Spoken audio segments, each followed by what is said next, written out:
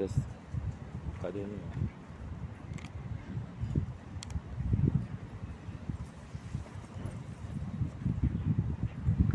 Bismillahirrahmanirrahim. Alhamdulillah rabbil alamin. Wassalatu wassalamu ala asyrafil anbiya'i wal mursalin Sayyidina Muhammadin wa ala alihi wa sahbihi ajma'in. Kita mulakan pengajian bagi kuliah tafsir dengan kita memanjatkan syukuran kepada Allah Subhanahu wa taala, dan kita berdoa mudah-mudahan Allah menjadikan pengajian ini sebab pengampunan bagi segala dosa, yang mana dengannya Allah mengangkatkan darajat dan mengabulkan segala hajat dan menjadikan kita di antara hamba-hambanya yang bertakwa. Mudah-mudahan Allah membukakan bagi kita pintu kefahaman dalam agama dan matikan kita dalam husnul khatimah, dan mengumpulkan kita bersama Nabi kita sallallahu alaihi wasallam pada hari kiamat nanti. Amin ya rabbal alamin. Maka insya-Allah taala pada hari ini kita akan membicarakan akhir daripada surah An-Nisa. Tidak lama lagi kita akan masuk kepada surah yang seterusnya, yaitu surah Al-Maidah. Dan surah An-Nisa ayat ini yang terakhir membicarakan tentang faraid. Jadi kita lihat surah An-Nisa ini pada awalnya juga Allah Subhanahu wa taala membicarakan tentang hukum ahkam faraid, kalau kita ingat, dengan terperinci. Dan pada ayat yang terakhir ini Allah Subhanahu wa taala membicarakan juga tentang faraid. Dan ayat ini yang bermula dengan firman Allah Subhanahu wa taala, Fa'udzu billahi minasyaitonir rajim. Yastaftunaka qulillahu yuftikum fil kalalah. Yani yastaftunak, balik kepada para sahabat radhiyallahu anhum, yang mana mereka datang kepada Nabi sallallahu alaihi wasallam dan meminta fatwa ataupun meminta Nabi sallallahu alaihi wasallam menerangkan hukum yang bersangkut paut dengan kalalah. Kalalah ini kita dalam segi bahasa ini istilah, maksudnya satu orang yang tidak mempunyai usul dan furu'. Yani dia tidak mempunyai ibu bapa, maksudnya ibu bapanya sudah meninggal, dan dia juga tidak mempunyai anak. Jadi dalam istilah yang di bahasa Arab, seseorang kalau tidak mempunyai ibu bapa dan tidak mempunyai anak dia dikirakan sebagai kalalah. Maka soalan ini ditujukan kepada Nabi sallallahu alaihi wasallam. Bagaimana yakni hukum faraid bagi kalalah? Jadi ayat ini menanyakan yastaftunaka qulillahu yuftikum fil kalalah. Katakanlah ya Muhammad sallallahu alaihi wasallam, Allah Subhanahu wa taala akan menerangkan kepada kamu hukum ahkam yang bersangkut paut dengan kalalah. Dan selepas itu firman Allah Subhanahu wa taala, ini mru'un halaka laisa lahu waladun wa lahu ukhtun falaha nisfu ma tarak.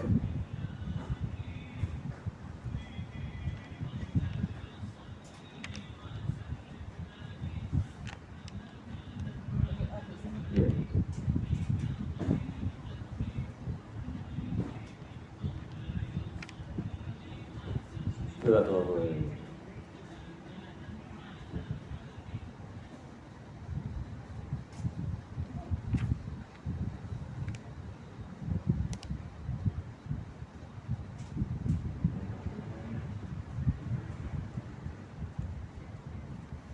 Jadi balik kepada apa kita membicarakan, firman Allah Subhanahu wa taala, ini mru'un halaka laisa lahu walad. Seorang yang ini meninggal dunia dan dia tidak mempunyai anak. Dia tidak mempunyai anak. Apa nak buat dia kadang-kadang begini ya? Sebab benda ni dalam masa yang sama juga telefon. Jadi orang kalau telefon dia mati. Macam mana? Ala kulli hal. Saya tak tahu ini sama ada sekarang dah mati ke video dia. Tak, Masih ada. Masih ada. Mudah-mudahan tak ada orang call. Kalau orang call dia macam ni. Ala kulli hal. Jadi Allah Subhanahu Wa Taala mengatakan seorang meninggal dunia tidak mempunyai anak. Jadi bagaimana kita nak membagikan harta faraid? Itu ceritanya. Dia tidak mempunyai anak dan juga ibu bapanya sudah meninggal dunia. Ini yang kita maksudkan, yakni tidak ini mempunyai usul dan tidak memberi furu'.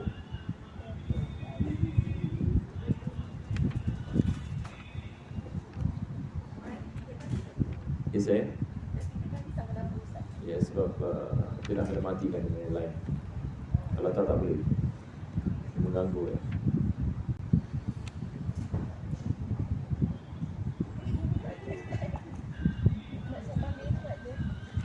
Ya. Sabar ini. Tapi kita teruskan dulu ya.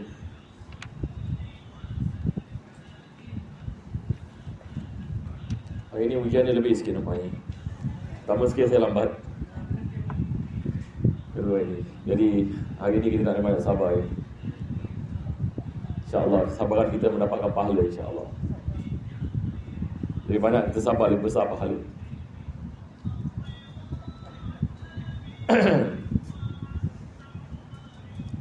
Ini mru'un halaka laysa lahu waladun wa lahu ukhtun falaha nisfu ma tarak.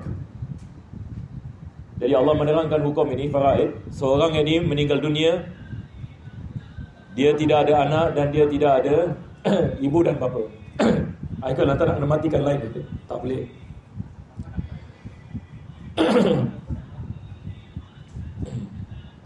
Dia banyak kali ni. Dia bila macam ini nak kena matikan lain, tak boleh. Jadi sekarang kita lihat keadaan dia begini ya. Satu orang meninggal dunia, dia meninggalkan seorang kakak, adik-beradik ya ni. Maka Allah Subhanahu Wa Taala mengatakan falaha adis. Maka kakaknya ini mendapati separuh daripada hartanya. Dia mendapati separuh daripada hartanya. Ini kalau sekiranya dia meninggal dunia dan dia meninggalkan satu kakak kandung ataupun adik perempuan kandung. Jadi maksudnya adik-beradik di sini. Maka dia mewarisi separuh daripada hartanya. Wa huwa yarithuha illam yakun laha walad. Tapi kalau kakaknya pula meninggal, sekarang ini keadaan berbeza. Ini adalah keadaan yang kedua. Seorang wanita, dia tidak ada anak dan tidak ada ibu bapa, tapi dia ada abang ataupun adik lelaki. Dia meninggal dunia. Jadi bagaimana dengan harta peninggalannya? Harta peninggalannya diwarisi oleh abangnya ataupun adik lelakinya. Ini asabah. Betul ke tidak? Yakni saudara yang lelaki mewarisi ini. Tapi tadi yang pertama kita mengatakan kalau yang meninggal lelaki, maka separuh daripada hartanya diberikan kepada adik-beradik perempuan, kepada adik ataupun kakak perempuan. Jadi ini adalah keadaan yang kedua. In lam yakun laha walad, tapi dengan syarat dia tidak ada anak. Tapi kalau dia ada anak lelaki mewarisi ini. Seorang wanita kalau meninggal dunia, dia ada satu anak lelaki, maka semua hartanya kembali kepada anak lelakinya. Bagaimana dengan abangnya? Abangnya tak dapat apa-apa. Tapi kalau dia tak ada anak lelaki, ada abang, beruntung abangnya pula mewarisi ini. Sebab asabah ini dia berperingkat. Kalau ada anak, pakcik tak dapat. Sebab mana lebih kuat, mana lebih dekat kepada si mati? Anak. Anak yang lebih dekat ini dengan yang ini si mati. Fa in kana tasnataini falahuma sulusani mimma tarak. Kalau sekiranya seorang meninggal dunia, dia meninggalkan dua orang kakak. Tadi satu ni dua. Hukumnya berbeza pula. Tadi kalau satu kita mengatakan dia mendapati berapa? Separuh. Tapi kalau dia dua orang, dia akan kongsi 2/3. Maksudnya satu yang ni kakak ataupun adik perempuan mendapatkan 1/3. Dia mendapatkan yang ni 1/3. Maka dua orang yang ni mendapat dari 2/3. Wa in kanu ikhwatan rijalan wa nisaan falidzakari mithlu hadzal unsayain. Sekarang pula dia ada ramai orang. Satu orang yang meninggal dunia, dia meninggalkan misalan 5 abang, 5 kakak. Tapi dia kalah lah.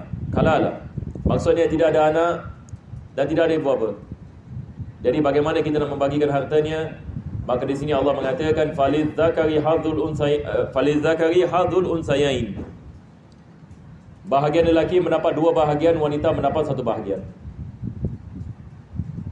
Boleh insya-Allah ya? Lelaki mendapat 2 bahagian, wanita mendapat 1 bahagian. Jadi kesemua mereka akan mewarisinya. Selepas itu Allah mengatakan yubayyinullahu lakum an tadillu. Allah menerangkan kepada kamu supaya kamu tidak sesat.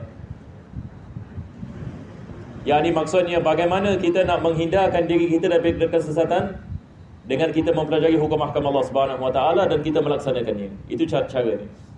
Tapi kalau kita tidak mempelajari dan kita tidak mengikuti, kita akan sesat. Jadi bagaimana kita nak selamatkan diri kita daripada kesesatan dalam Islam? Wahai jemaah sekalian, kita nak kena mempelajari, nak kena mengetahui. Sebab kalau tak tahu pun masalah. Ada orang niat dia baik, dia nak ikut, tapi tak tahu, tapi silap juga. Jadi kita nak kena belajar agama kita. Dan belajar saja tak cukup. Ada orang tahu tapi tak buat, pun tidak mendapatkan keselamatan. Tapi kita nak belajar, mengetahui dan mengamalkan dan menyampaikan kepada yang lain. Kita juga menjadi sebab hidayah bagi yang lain. Maka ini adalah cara kita mendapatkan hidayah, supaya kita dijaga oleh Allah Subhanahu Wa Taala daripada kesesatan. Jadi agama Islam adalah agama yang mudah ini. Dia bukan agama yang susah. Cuma kita nak kena belajar. Kalau tak belajar, kita hanya menyalahkan diri kita kalau kita tak faham. Sebab hari ini misalnya ada orang yang dia mengatakan agama susah, dia nak belajar dan sebagainya, tapi dia tak belajar. Tapi dia mengatakan agama ni susah, saya nak faham gini-gini. Tapi adakah awak belajar? Tak ada. Ada hadir kelas? Tidak ada. Tentu sekali. Kalau kita tidak ada belajar apa-apa, kita tidak mengetahui ini apa-apa, kita mungkin akan menyangkakan satu benda yang senang sebagai susah. Sama juga dengan ilmu matematik. Ada orang yang dia tak belajar ilmu matematik dan dia mengatakan ilmu matematik ini susah, tapi dia tak pernah belajar ilmu matematik. Tentu sekali dia akan menganggapnya sebagai susah. Tapi kalau orang yang belajar dan memahami, baginya senang ilmu ini. Sebab dia meletakkan usaha untuk memahami. Mudah-mudahan Allah Subhanahu Wa Taala memberikan kepada kita taufik dan hidayah. Maka ini adalah penutupan bagi Suratul Nisa. Penutupannya adalah kepentingan mempelajari dan mengamalkan syariat Allah Subhanahu Wa Taala. Sebab kita lihat Suratul Nisa daripada awal hingga habis membicarakan hukum ahkam. Kalau kita lihat Suratul Nisa membicarakan apa? Hukum ahkam. Suratul Nisa membicarakan tentang faraid, membicarakan tentang bab nikah, membicarakan tentang hukum ahkam jual beli, apa lagi? Membicarakan tentang hukum ahkam hutang, membicarakan tentang hukum ahkam anak yatim, membicarakan tentang hukum ahkam talak. Banyak ini hukum ahkam dalam Suratul Nisa. Yang bersangkut dengan wanita dan juga yang bersangkut dengan keluarga. Bagaimana apa yang dimaksudkan dengan nafkah, apa yang dimaksudkan dengan kita mengatakan apa? Mahram dan sebagainya. Maka Allah Subhanahu Wa Taala mengajarkan kepada kita kepentingan ini bagi seorang Muslim untuk mengenal akan hukum Allah Subhanahu Wa Taala dan mengamalkannya. Kita berdoa mudah-mudahan Allah mengampunkan dosa kita dan mudah-mudahan Allah memberikan kepada kita kefahaman dan taufik, dapat kita memahami dan juga dapat kita mengamalkan seperti mana diturunkan oleh Allah Subhanahu Wa Taala, supaya dengannya insya-Allah kita mendapatkan hidayah dan supaya Allah menyelamatkan kita daripada kesesatan. Maka di sini Allah mengatakan yubayyinullahu lakum an tadillu wallahu bikulli syai'in alim. Allah Maha mengetahui atas tiap-tiap perkara. Yang ini maksudnya tidak ada perkara boleh disembunyi kepada Allah. Apa saja terlintas dalam hati kita, Allah mengetahui. Apa yang kita melakukan, tak ada orang mengetahui, Allah mengetahui. Jadi jangan kita risau kalau tak ada orang yang mengetahui, tapi yang penting Allah Subhanahu Wa Taala mengetahui. Kadang-kadang kita difitnah misalnya, mudah-mudahan Allah selamatkan kita. Manusia menyangkakan begini, tetapi Allah mengetahui kita tidak bersalah. Kadang-kadang kita tidak melakukan sesuatu, Allah mengetahui, tapi manusia menuduh kita macam-macam sebagai misal. Tapi yang penting adalah Allah mengetahui. InsyaAllah yang ini ada jalan keluar baginya. Kalau di dunia kita dikenakan sesuatu yang kita tidak menyukainya, maka di akhirat Allah akan memberikan ganjaran yang setimbalnya. Dan Allah Subhanahu Wa Taala Maha Adil, Maha mengetahui. Dan manusia boleh menipu di dunia tetapi tidak boleh menipu pada hari akhirat. Dan kita sebagai orang Islam beriman tentang hari kebangkitan. Manusia akan dibangkit oleh Allah dan akan dihisab. di mahkamah Allah Subhanahu Wa Taala. Jadi apa sahaja jenis kezaliman yang kita menghadapi di dunia ini, keadilan yang akan datang kalau tidak di dunia, yang akan datang di akhirat. Maka Allah Subhanahu Wa Taala mengajarkan kepada kita, jangan kamu menyangkakan Allah tidak mengetahui, bahkan Allah mengetahui segala-galanya. Tidak ada perkara yang boleh tersembunyi. Mudah-mudahan Allah Subhanahu Wa Taala memberikan kepada kita kebahagiaan di dunia dan kebahagiaan di akhirat. Jadi alhamdulillah para jemaah sekalian, kita dah habis surah An-Nisa. Hari ini kita masih ada masa lagi, walaupun kita mula lambat ya, tapi dengan barakah kesabaran ini para jemaah sekalian, masa kita diberkati, kita ada lagi masa ini untuk kita masuk ini kepada surah yang seterusnya. Dan surah ini yang seterusnya dikenali sebagai surah Al-Ma'idah. Jadi nama-nama surah ini ada hikmah yang ini di sebaliknya. Kenapa Nabi SAW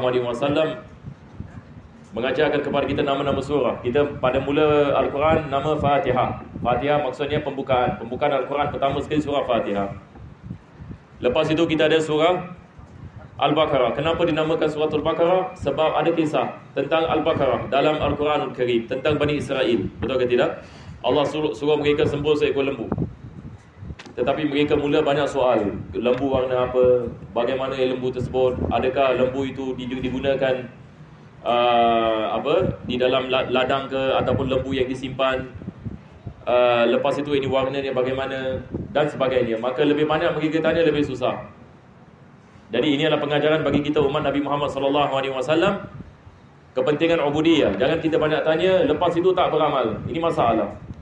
Tetapi kita menanya kalau sekiranya betul-betul kita memerlukan kepada pertanyaan untuk kita mempelajari dan memahami.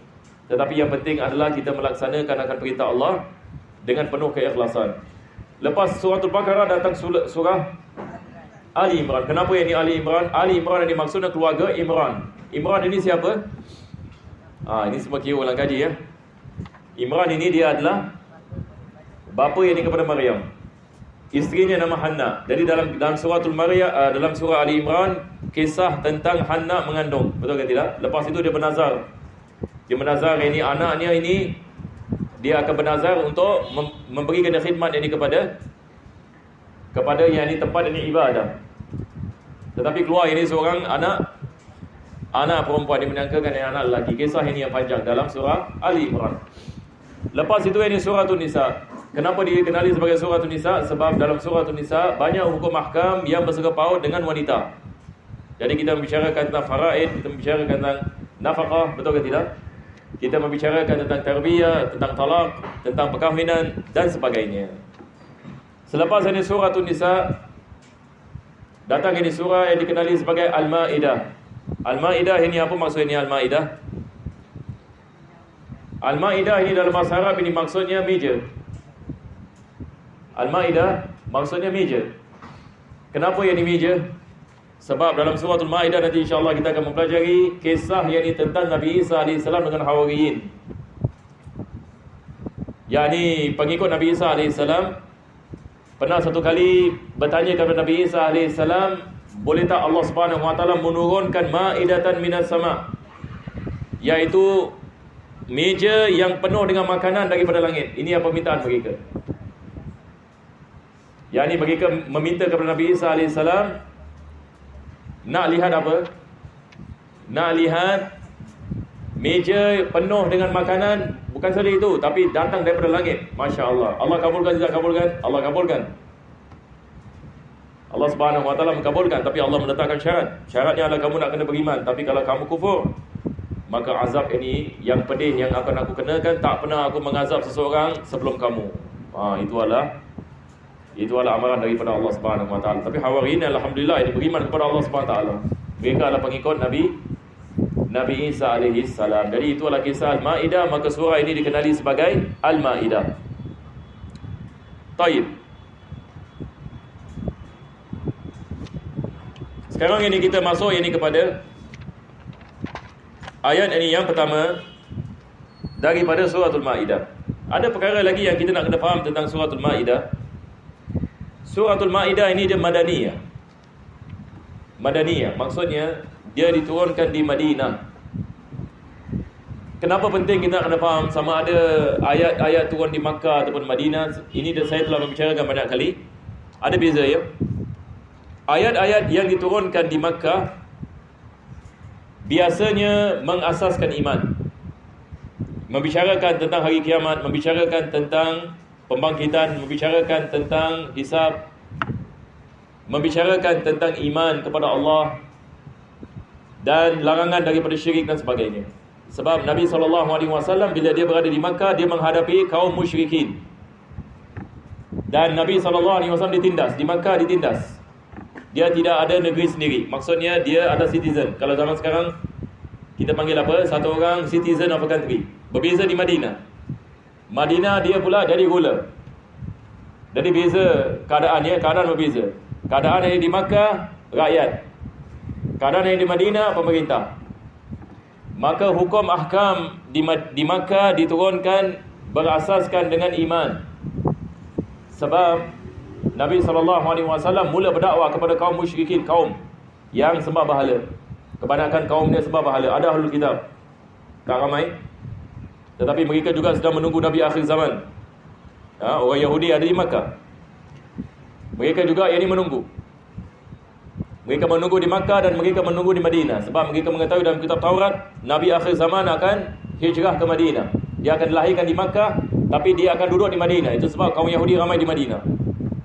Sebab dalam kitab Taurat mereka sampai hari ini sebut the Mount Sela. Mount Sela ini adalah gunung di Madinah.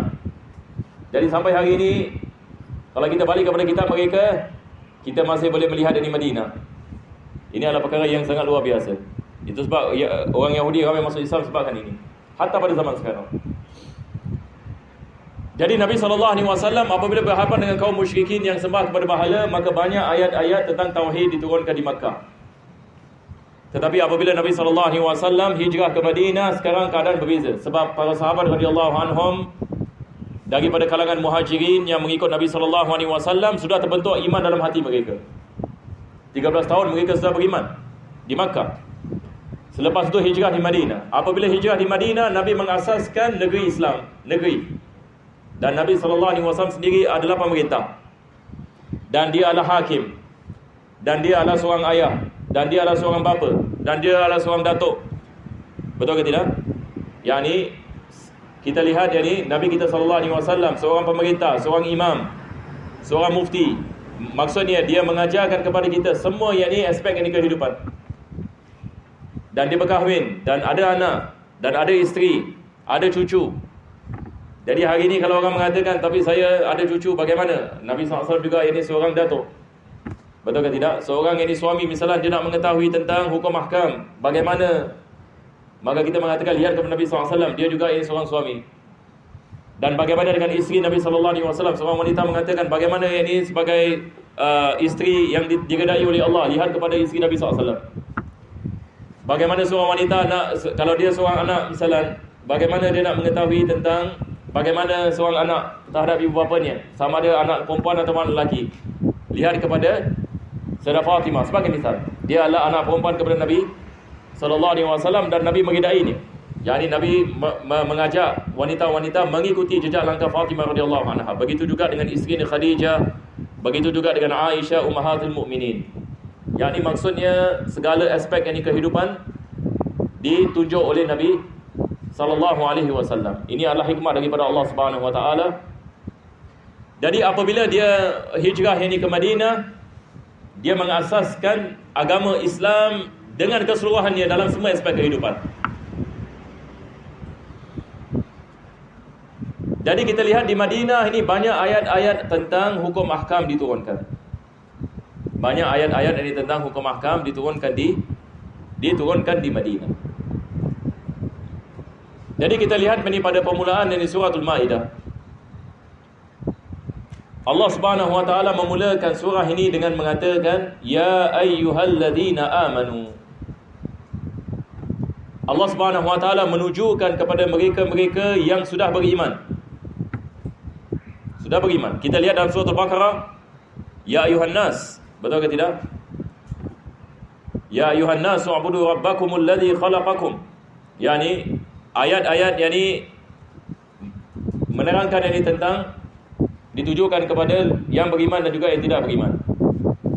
Ayat dari suratul Maidah menunjukkan yang ini kepada mereka-mereka yang beriman. Tetapi kita lihat Allah mengatakan, wahai mereka-mereka yang telah beriman. Yang telah ini beriman. Apa maksudnya? Maksudnya adalah iman ini perlu yang ini diusahakan lagi dan lagi. Iman dia naik dan turun. Dan iman ini perlu yang ini diusahakan. Apabila kita mengusahakan iman, maka iman akan menjadi lebih kuat dan lebih kuat dan lebih kuat. Jadi beza kita mengatakan mukmin dengan alladzina amanu. Sebab alladzina amanu maksudnya yang telah beriman. Ada tense. Ada tense yang maksudnya ada perubahan. Dulu yang ini begini, dulu tidak beriman, sekarang ini beriman. Maka ini diperlukan untuk tasydid, memperbarui ini iman. Itu sebab ini ulama kita selalu mengatakan kita orang Islam, kita berhajat untuk memperbarui iman.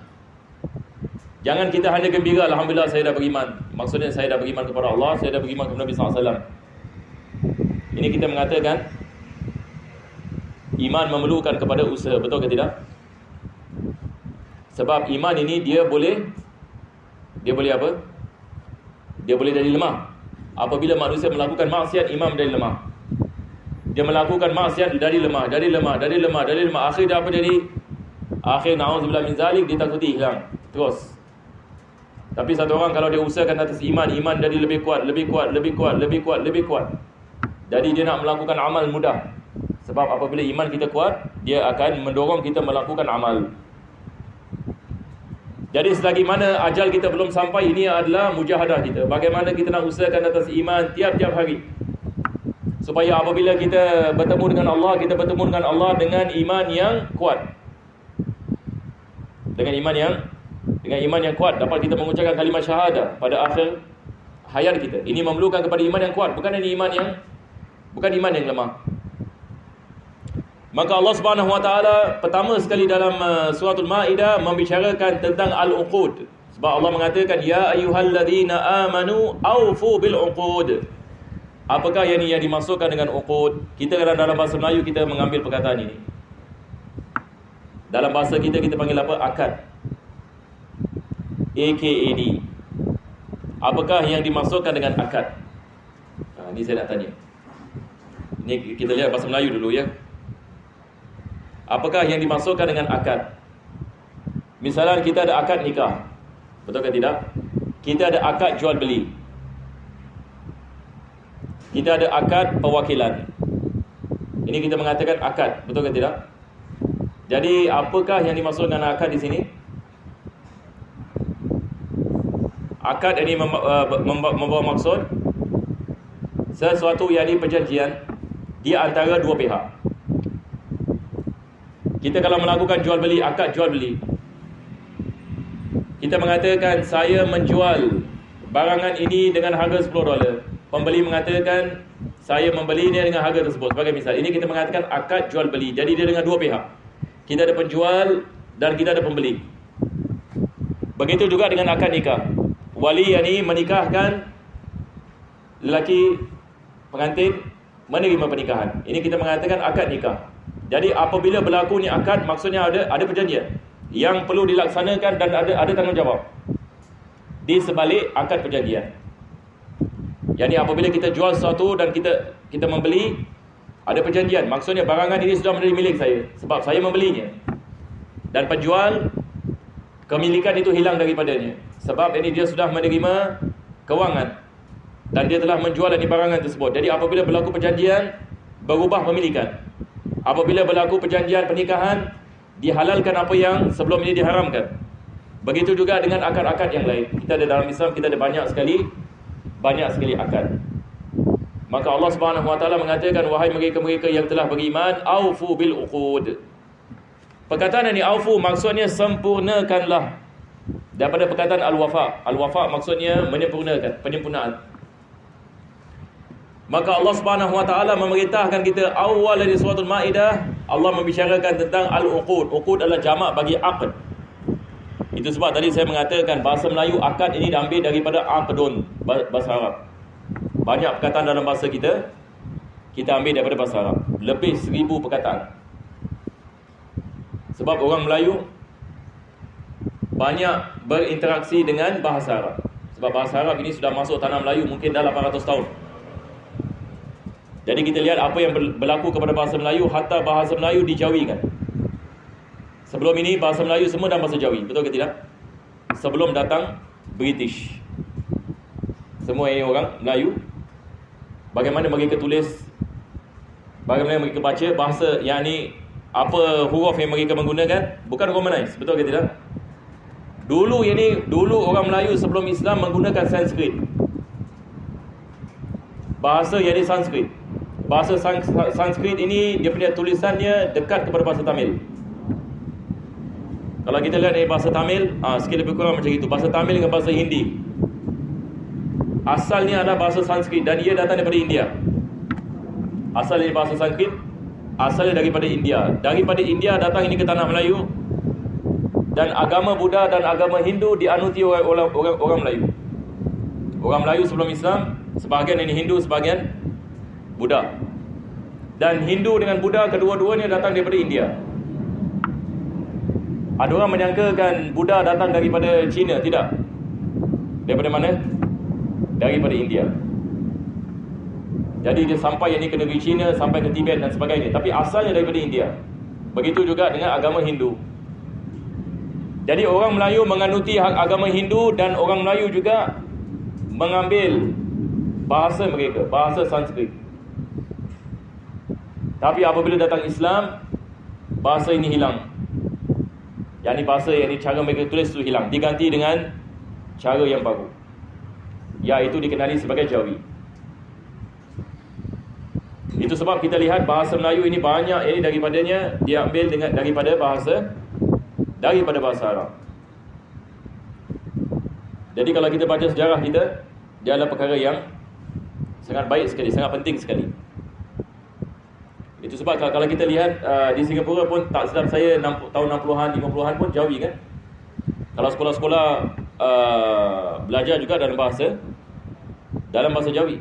Kita lihat misalnya gambar P. Ramlee kan, apabila pendekar Bujang Lapuk ini mereka masuk ke kampung, itu tak silap saya 60-an kan. Sebab mereka semua buta huruf. Jadi mereka menyangka tempat itu salkis. Jadi mereka masuk, lihat semua buta huruf seperti mereka. Seorang wanita sedang mengajar alif bata. Jadi sedang ini belajar tentang Jawi. Ini adalah apa yang wujud, yakni hatta zaman mereka. Tetapi di Romanize ini selepas itu. Hari ini kita lihat orang anak-anak Islam ini susah kadang-kadang nak belajar Al-Quran Al-Karim, sebab ini mereka hilang ini bahasa Jawi. Tapi kalau bahasa Jawi masih wujud, maka dengan mudah mereka dapat membaca Al-Quran. Sebab ini lafaznya adalah sama, cuma ada perbezaan sedikit. Baik. Sekarang ini kita balik kepada ayat yang pertama. Hari ini saya ambil masa sikit sebab tadi pun saya lambat. Lagi 5 minit kita berhenti insya-Allah. Maka Allah Subhanahu Wa Taala memerintahkan kita menyempurnakan al-uqud. Jadi kita faham insya-Allah apa maksud uqud. Maksudnya perjanjian-perjanjian. Jadi Islam ini, agama Islam memerintahkan kita berpegang kepada janji. Ini adalah daripada akhlak Islam. Orang yang bukan Islam, mereka akan tertarik kepada orang Islam kalau mereka mendapati orang Islam berpegang kepada janji. Sebab akhlak ini seperti ini adalah akhlak Nabi SAW. Nabi SAW, dia tidak pernah menipu dan dia tidak pernah memungkir janji. Hatta kepada orang yang musyrikin, hatta kepada orang yang bermusuhan dengannya. Dia kalau berjanji, walaupun orang itu musuh dia akan berpegang kepada janji. Selagi mana ia bukan maksiat, dia akan berpegang ini kepada janji. Ini adalah akhlak Nabi SAW. Itu sebab kita lihat hatta kaum musyrikin dan ahlul kitab menghormati Nabi SAW. Sebab mereka tahu Muhammad SAW bila dia berjanji, dia tidak akan memungkirinya. Mudah-mudahan Allah Subhanahu Wa Taala juga memberikan kepada kita taufik ini insya-Allah. Dan begitu juga seperti mana kita mengatakan akad yang ni, jual beli, akad ini pernikahan dan sebagainya. Ini juga adalah daripada jenis perjanjian. Kita lihat ayat yang pertama daripada surah Al-Ma'idah. Selepas surah An-Nisa, Allah Subhanahu Wa Taala membicarakan tentang perjanjian-perjanjian. Apa kesinambungannya dengan surah sebelumnya? Ini soalan. Sebab ini surah-surah ini dia ada dikait-mengait. Maksudnya habisnya surah An-Nisa masuk surah Al-Ma'idah ada dia punya kait-mengait. Ya, ini kita nak kena teliti sikit. Jangan kita menjangkakan tidak ada kait-mengait. Ada kait-mengait. Di antara surah Al-Fatihah dengan surah Al-Baqarah ada kait-mengait. Antara Al-Baqarah dengan Ali Imran ada kait-mengait. Antara Ali Imran dengan surah An-Nisa ada kait-mengait. Antara An-Nisa dengan Al-Ma'idah ada kait-mengait. Apakah ini kaitannya? Kaitannya adalah dalam surah An-Nisa Allah Subhanahu Wa Taala membicarakan tentang hukum ahkam al-uqud, yakni perjanjian. Allah membicarakan tentang pernikahan, tentang talak, tentang jual beli, tentang faraid, tentang hutang memutang, hukum ahkam yang bersangkutan dengan hutang, hukum ahkam yang bersangkutan dengan pinjaman. Ini semua adalah al-uqud. Maka dalam surah Al-Ma'idah Allah mengatakan hendaklah kamu menyempurnakan perjanjian-perjanjian al-uqud kamu. Yang setelah kamu mempelajarinya dalam surah An-Nisa. Sebab telah diterangkan dalam surah An-Nisa, maka diwajibkan kamu melaksanakannya. Setelah kamu mengetahuinya, maka diwajibkan kamu menyempurnakan perjanjian-perjanjian tersebut. Jadi hari ini kita umat Islam perlu kita mempelajari hukum ahkamnya. Itu sebab saya sentiasa mengatakan dalam kuliah, satu orang kalau businessman, wajib dia belajar bab jual beli. Satu orang kalau nak menikahi, wajib dia belajar bab nikah. Tapi hari ini kita lihat ada orang yang nak menikahi, satu perkara tentang bab nikah pun dia tak tahu. Cuma dia tahu ijab dan qabul. Besok dia nak nikah, dia tahu hanya ijab dan qabul. Malam ini dia praktis. Betul ke tidak? Praktis. Itu saja dia mengetahui. Tapi kita menanyakan, taib, awak dah nikah apa? Hukum ahkam yang awak telah mempelajari, tak tahu. Apa itu talak? Tidak tahu. Apa itu khulu'? Tidak tahu. Apa itu nafkah? Tidak tahu. Yang wanita pun sama juga. Apakah tanggungjawab ini isteri kepada suami? Tak tahu. Kita menanyakan kepada suami yang nak nikah besok, apakah ini tanggungjawab awak kepada isteri? Saya pun tak tahu. Semua tak tahu. Tetapi tentang ini keduniaan semua tahu. Betul ke tidak? Kalau kita menanyakan ini misalnya ni tentang pekerjaan, besok dia nak start kerja. Betul tak? Nak start kerja. Dia nak kerja yang ni engineering. Dia dah belajar dah. Jadi besok awak nak kerja apa? Besok ini saya akan kerja ini doktor. Dia dah belajar dah doktor 10 tahun dah. Khalas. Besok ini jadi doktor. Banyak benda dah tahu dah. Tapi kalau hukum ahkam Islam, kalau yang nasib last minute yang ni belajar. Besok nak kahwin malam ni juga. Crash course. Ini okey sikit. Maksud dia pun tahu juga. Takkan saya nak kahwin satu benda saya tak tahu. Ada orang nak pergi haji pun sama juga. 3 hari sebelum berangkat, cepat-cepat dia belajar. Satu orang ini kalau ada duit, wajib pada bab zakat. Wajib ini dia nak kena tahu apa itu nisab, apa itu haul. Baru-baru ni saya jumpa satu orang ini kaya raya, tetapi rupanya tak pernah belajar bab zakat. Jadi bila tak pernah belajar bab zakat dan kaya raya, dan menanyakan soalan yang simple dari dalam bab zakat. Apa itu nisab? Masya Allah. Dah bertahun-tahun yang ni kaya raya, dia tidak mengetahui apa itu nisab. Pun ada juga. Tapi ini bukan saya nak mengaibkan orang. Cuma ini adalah pengajaran bagi kita. Bukan niat kita adalah untuk nak mengaibkan sesiapa. Tetapi keadaan kita di Singapura begitu. Mungkin di Malaysia pun sama, mungkin di Indonesia pun sama. Jadi apa yang penting adalah kita nak kena mempelajari sesuatu sebelum kita mencuburinya. Kita nak kena mengetahui. Kalau kita melakukan jual beli, kita nak kena tahu hukum ahkam jual beli. Kalau kita nak pergi haji, kita harus mengetahui bab haji. Kalau kita nak solat lagi, tiap-tiap hari solat, ini kita mengatakan wajib kita mempelajari. Begitu juga dengan wudu. Begitu juga dengan hukum ahkam ini yang lain. Dan wajib kita melaksanakannya. Jadi ini adalah ayat ini yang pertama Allah mengatakan dalam surah Al-Ma'idah. Kepentingan kita menyempurnakan akad kita. Selepas itu firman Allah Subhanahu wa taala, uhillat lakum bahimatul an'ami illa ma yutla alaikum. Perkara yang kedua, Allah Subhanahu wa taala membicarakan tentang makanan. Ini juga ada kait-mengait dengan Maidah, sebab surah Al-Maidah membicarakan tentang makanan. Ma'idatan minat ta'am. yakni Maidah maksudnya meja yang penuh dengan makanan. Maka setelah Allah Subhanahu Wa Taala membicarakan tentang perjanjian-perjanjian, Allah Subhanahu Wa Taala membicarakan tentang hukum ahkam pemakanan, apa yang halal dan apa yang tak halal. Ini juga adalah bab yang besar dalam Islam. Kita sebagai orang Islam harus kita memahami apa yang dimaksudkan dengan makanan yang halal, apa yang dimaksudkan dengan makanan yang tidak halal. Jadi ini pun wajib kita mempelajari, sebab zaman sekarang kita tidak boleh hanya bersandarkan kepada logo. Tapi kita nak kena faham ini masalahnya. Kita nak kena faham apa yang dimaksudkan dengan daging yang halal. Apa maksud daging yang halal? Yakni maksudnya orang yang melakukan penyembelihan itu mesti seorang Muslim. Kalau dia ini seorang Muslim, maka daging itu adalah daging yang halal. Jadi ulama-ulama kita zaman dahulu lebih-lebih lagi, mereka sangat prihatin memakan yakni makanan yang halal. Dan mereka ini memastikan apa saja yang mereka makan daripada sumber yang halal. Dan mereka berjaga-jaga sebelum ini makan dan memastikan bahawa sumber ini daripada makanan ini adalah sumber yang dipercayai. Sebab kalau kita memakan makanan yang tidak halal, apa jadi? Bukan saja kita mengatakan berdosa, tapi amalan kita tidak terima, doa kita tidak didengari. Ini kita ada hadis yang khusus daripada Nabi SAW ini tentang mengambil daripada sumber yang tidak halal. InsyaAllah, ini sebabkan masa kita berhenti di sini.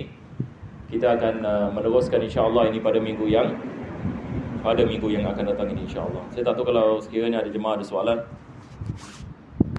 Tapi kalau tidak ada, kita berhenti di sini insyaAllah.